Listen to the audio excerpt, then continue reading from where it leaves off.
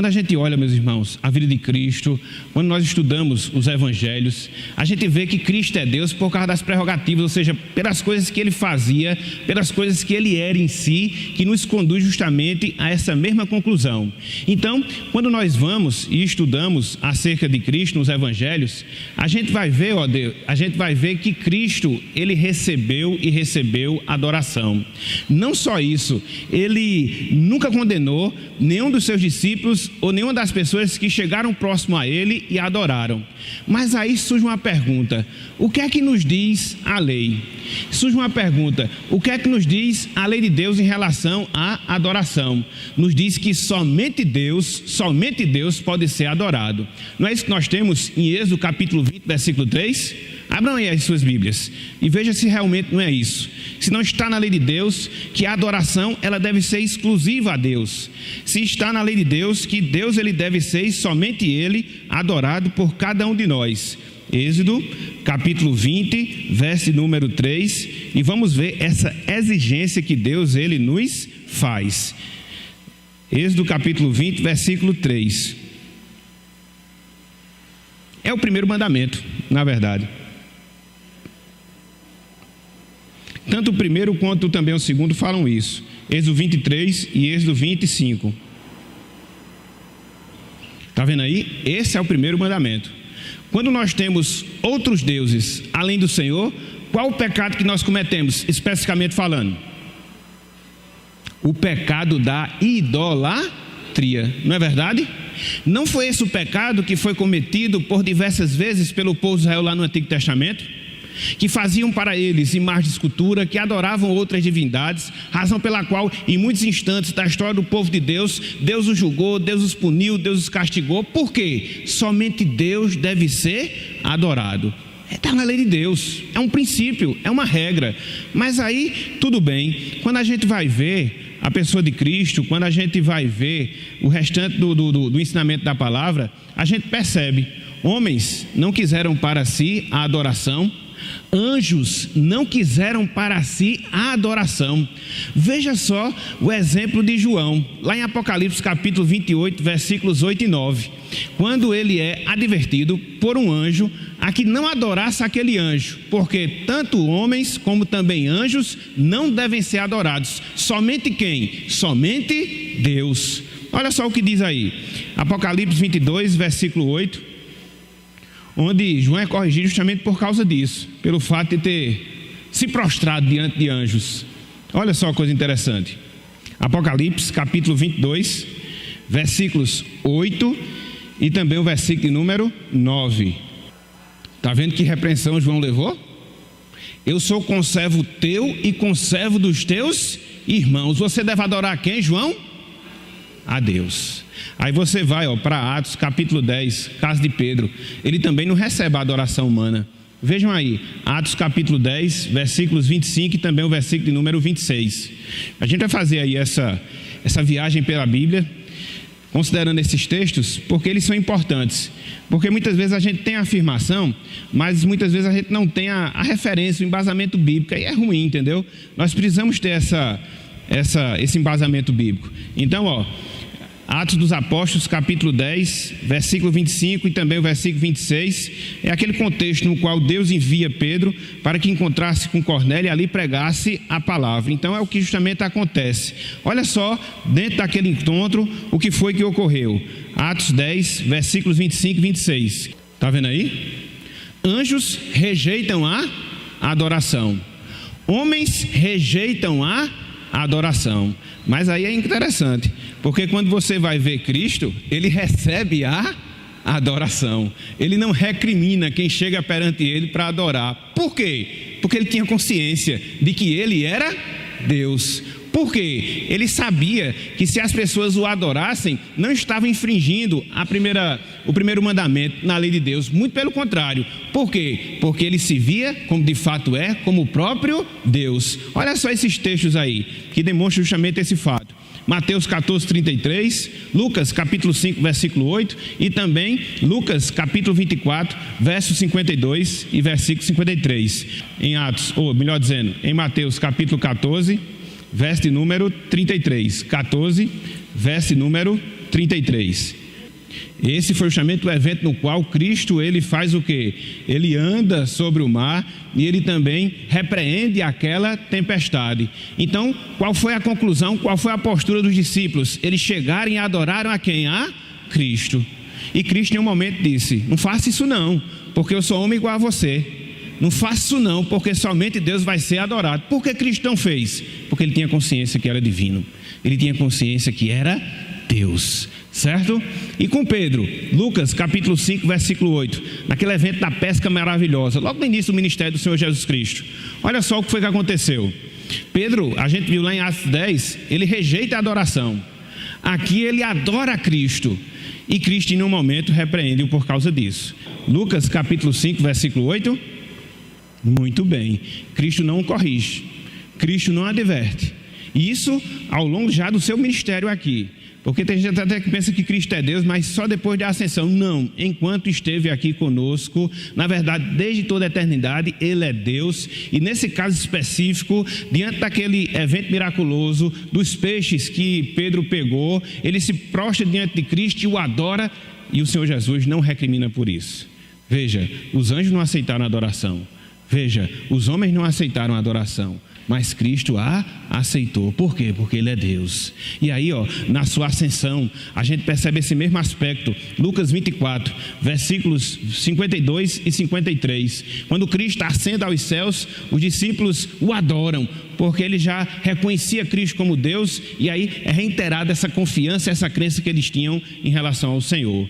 Lucas capítulo 24, versículos 52 e 53. Cristo é Deus por causa das prerrogativas divinas. Só Deus pode ser adorado. Cristo foi. Logo, Cristo, ele é Deus. Mas não só isso. Nós podemos dizer que Cristo é Deus pelo fato dele conceder perdão. Em termos essenciais, completos, da mesma forma que acontece com a adoração, somente Deus ele pode perdoar e perdoar pecados. Concorda comigo? Nós podemos perdoar uns aos outros nos nossos relacionamentos pessoais, mas a gente sabe que o perdão que a gente concede ao nosso irmão, o perdão que a gente concede ao nosso próximo, é resultado do perdão que nós já recebemos de quem? De Deus. Somente Deus ele pode perdoar. Somente Deus ele pode remir o nosso pecado. E é justamente isso que nós encontramos. Em Isaías. Isaías 43, versículo 25. O perdão é prerrogativa divina. Somente Deus pode perdoar. Abram aí as suas Bíblias. Em Isaías 43, versículo 25. Isaías 43, versículo 25. E você vai perceber na própria palavra que Deus, ele fala justamente isso. Somente Ele pode perdoar. Somente Ele pode perdoar pecados. Isaías 43, 25. Então Deus está dizendo: eu mesmo faço o quê? Aí no texto. Exatamente, eu mesmo, porque somente Ele pode fazer isso, somente Deus ele pode perdoar. É a prerrogativa dele, uma prerrogativa divina. Aí quando você olha para Cristo, quando você percebe a pessoa de Cristo nos evangelhos, você vê que ele perdoou pecados. Olha só o que diz aí, Marcos 2,5. Marcos 2,5. Terminou adiantando aí esse ponto, mas não tem problema não. Marcos 2,5 e Lucas 7,48. Nesses dois textos, pelo menos, Cristo ele perdoa pecados. Mas como? Deus disse que somente Ele pode perdoar. Eu mesmo. Então como é que Cristo vai e perdoa pecados? Porque Ele é Deus, gente. Porque Ele é Deus. Então, somente Deus pode perdoar. Somente. Mas Cristo perdoou pecados. Logo, Cristo ele é Deus. Vejam aí, Marcos 2,5 e Lucas 7,48. Está vendo aí? Ele até foi recriminado nesse texto pelo fato de ter feito isso. Mas ele podia fazer. Infelizmente os fariseus não compreendiam. Infelizmente os escribas não viam assim, porque não conseguiram enxergar que Cristo era esse Messias.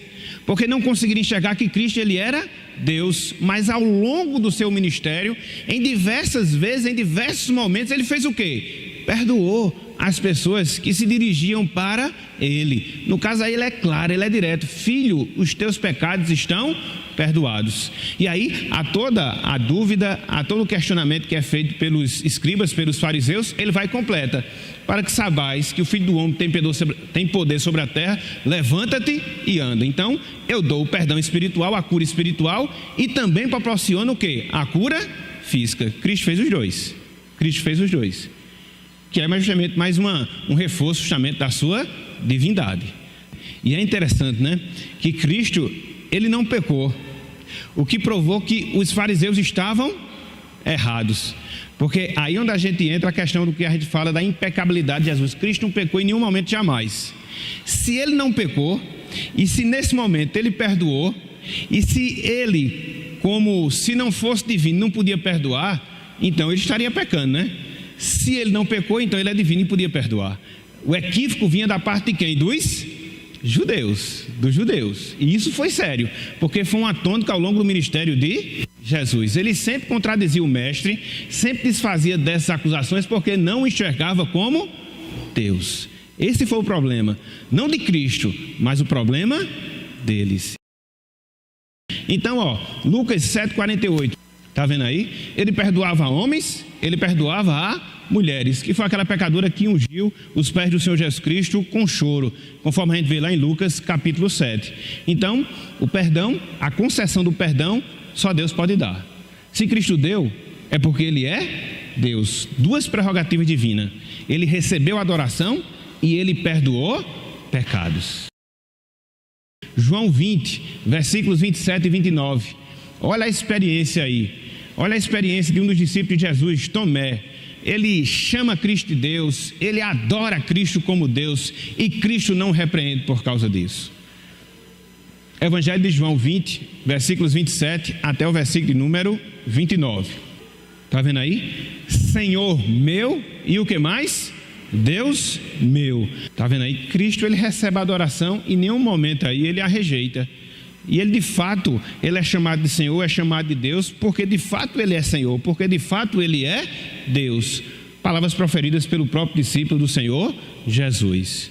E aí a gente anda, meus irmãos, na revelação da palavra, e a gente chega, por exemplo, no livro de Tito, capítulo 2, versículos 12 e 13. Olha só como Paulo se refere a Cristo. Olha só as palavras que Paulo profere em relação a Cristo, denotando a sua confiança, a sua crença na divindade do nosso Salvador. Olha que coisa maravilhosa. Tito 2, versos 12 e também o versículo de número 13. Tito 2, versos 12 e 13. Olha como Paulo chama Cristo aqui nesse texto. Grande Deus e nosso Salvador, quem? Jesus Cristo. Mas essa que é a grande verdade, esse que é o grande fato, entendeu? Mas como é que pode o divino vir à terra? Pode, Deus pode todas as coisas. Como é que pode o divino se tornar humano? Deus, ele pode todas as coisas. O infinito veio no finito, entendeu? O santo veio habitar com os pecadores. Somente Deus pode fazer isso. Somente Deus pode fazer isso. É um dos maiores milagres, se não o maior milagre que nós encontramos. É o milagre justamente da encarnação.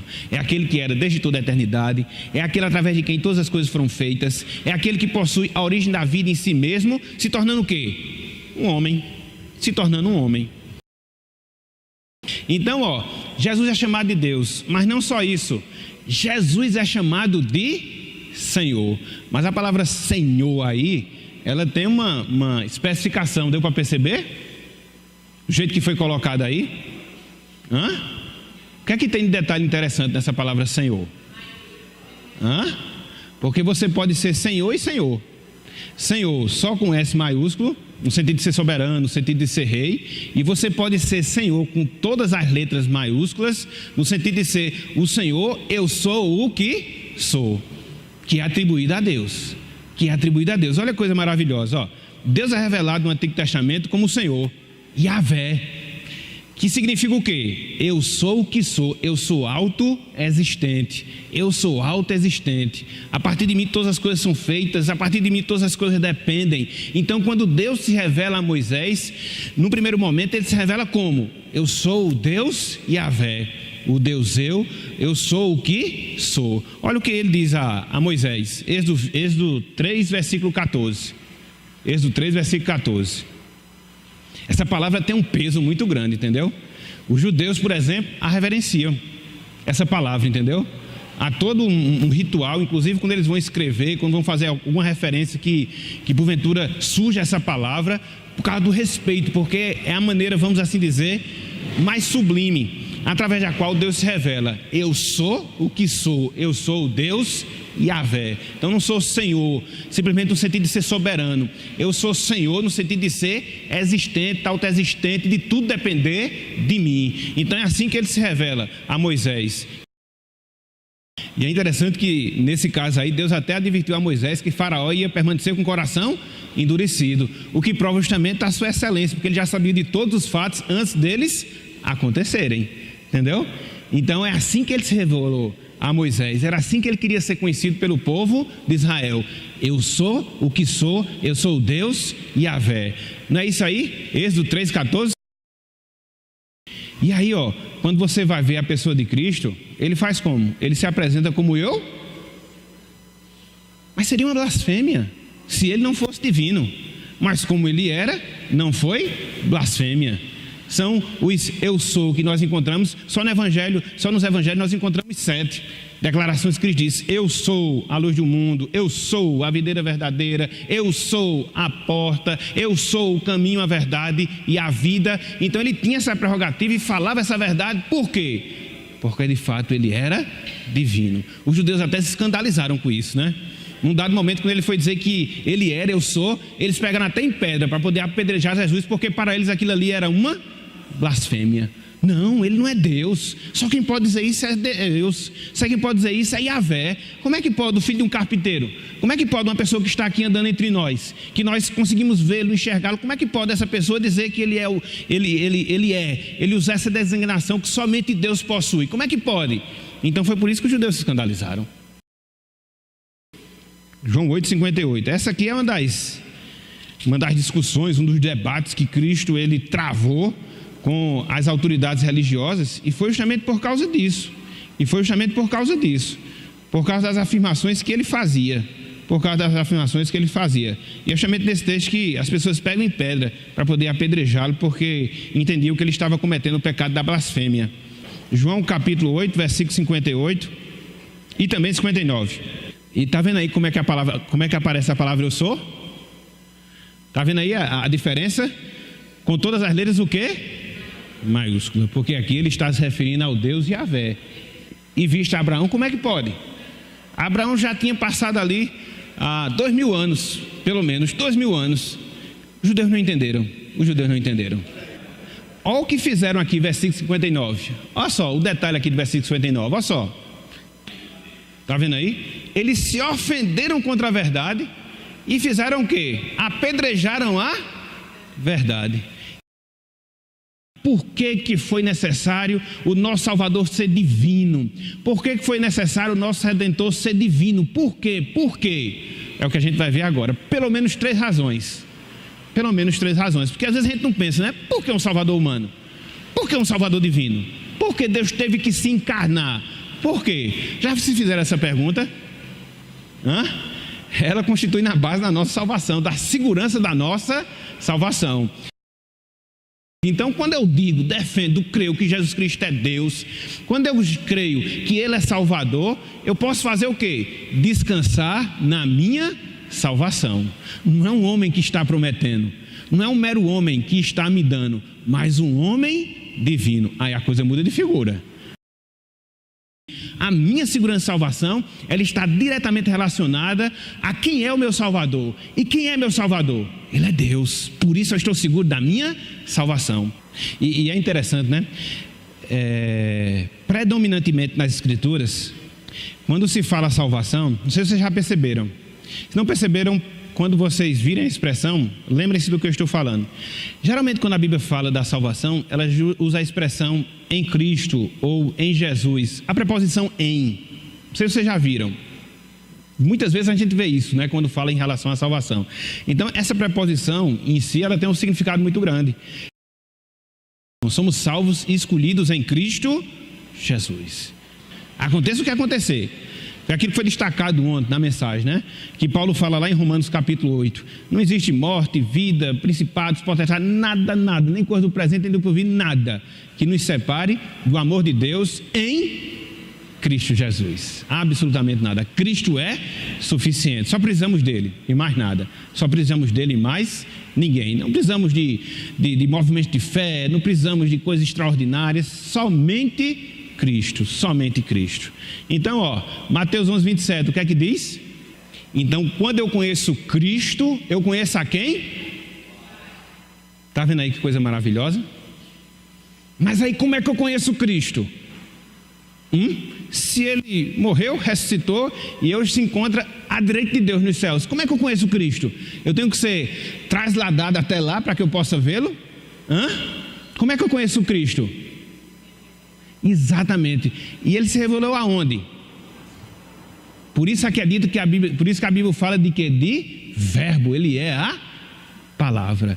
Então, para eu conhecer Cristo, eu devo fazer o quê? Me voltar para a palavra.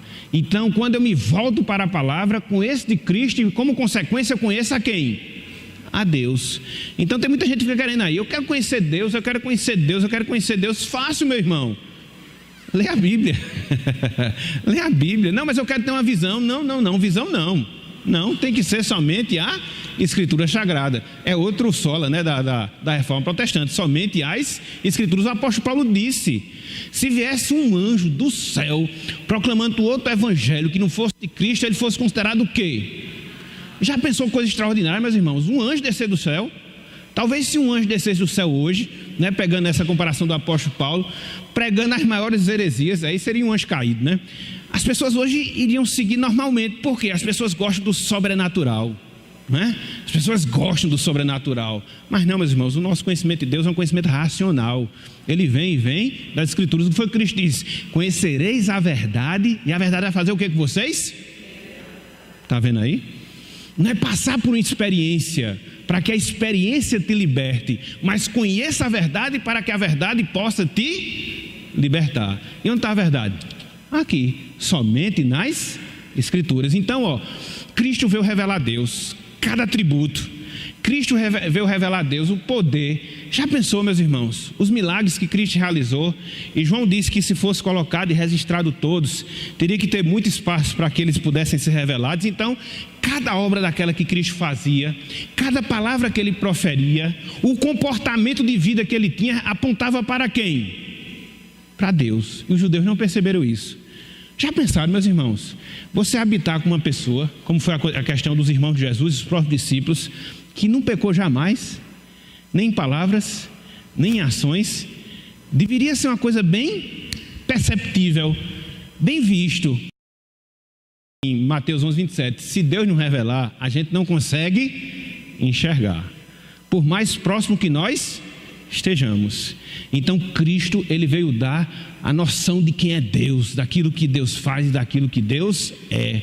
Cristo se encarnou justamente por causa disso, para mostrar o divino no meio dos humanos. João 1,18.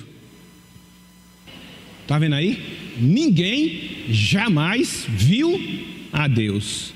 O Deus unigênito. Quem é esse Deus unigênito? Jesus Cristo. Que está no seio do Pai, fez o quê? O revelou, mostrou. Entendeu? Até nisso Deus é gracioso. Se não bastasse as revelações que nós encontramos no Antigo Testamento, que já seriam suficientes, o que é que ele faz? Ele envia o seu próprio Filho para mostrar quem ele é. Nós não poderíamos ir a Deus, nós não podemos ir a Deus, senão através de Jesus. Porque nós somos homens e Cristo, ele é divino. Alguém tem que fazer a ponte, alguém tem que fazer a ligação. E esse alguém que faz a ponte, esse alguém que faz a ligação, é os dois. Ele é divino e ele é humano. Ele não só é apenas divino, não só é apenas humano, mas divino, humano, para ligar quem? O homem a Deus. Coisa maravilhosa, meus irmãos. Coisa maravilhosa. nós temos aqui, entendeu? A perfeição de Deus sendo demonstrada no que diz respeito à encarnação do seu Filho.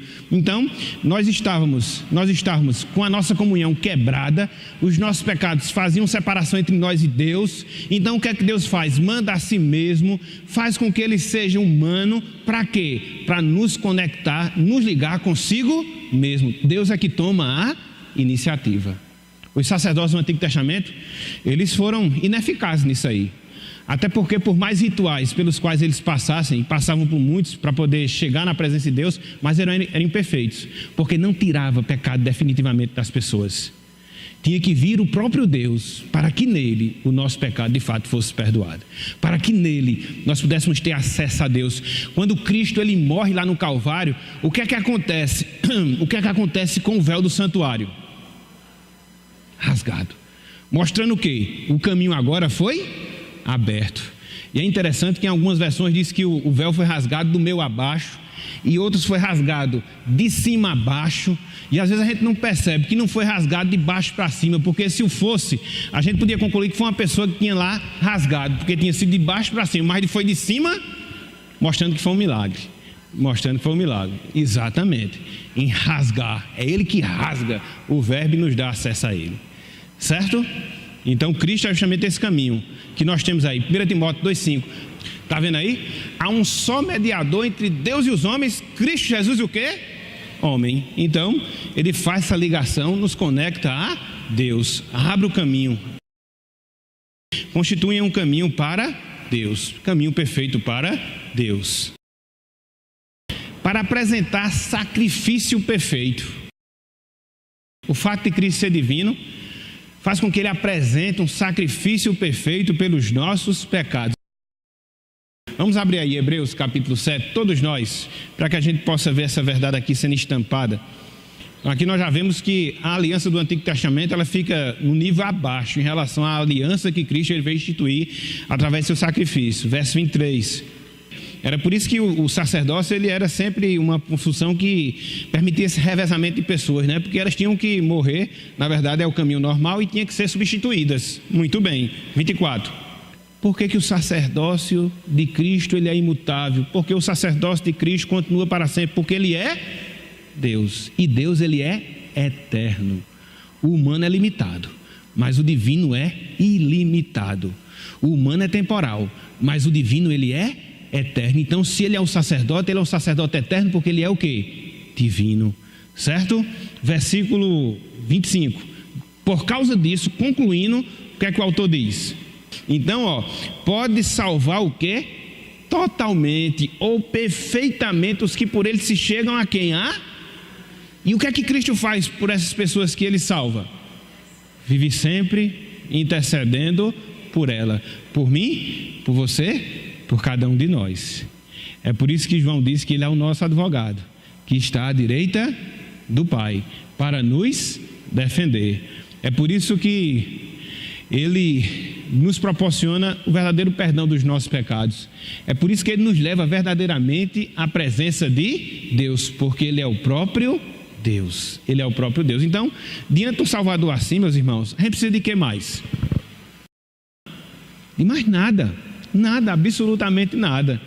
E a nossa salvação, de fato, ela é segura, certa, eficaz. Ela é suficiente e somente dele que nós precisamos para experimentar essa salvação. Então, Cristo é divino. Que Deus nos abençoe. Que ele aplique a sua palavra em nossos corações e que nós possamos estar aqui, perante ele, no dia dele, adorando o seu Filho, o nosso Deus, o nosso Salvador, Jesus Cristo. Que Deus nos abençoe. Amém.